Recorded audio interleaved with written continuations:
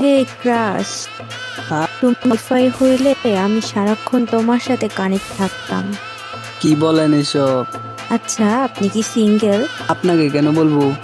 কারণ আপনি এই মুহূর্তে আমার বয়ফ্রেন্ড হয়ে যাবেন। আচ্ছা আচ্ছা, কিভাবে শুনি? দেখবেন দেখবেন। হ্যাঁ। আচ্ছা, আপনার কি পা ব্যথা করে না? কেন? এই যে সারাদিন আমার মনের ভিতরে ঘোরাঘুরি করেন। ফ্লার্টিং করেন? আমাদের বাসার টিভিতে কি যেন হইছে। কেন, কি হইছে? আমি যেই চ্যানেল দেখি ওইখানে শুধু আপনাকে দেখা যায়। বাহ, আপনি তো খুব সুন্দর কবিতা পারেন। আপনি চাইলে আমার ছেলেকে পড়াতে পারেন।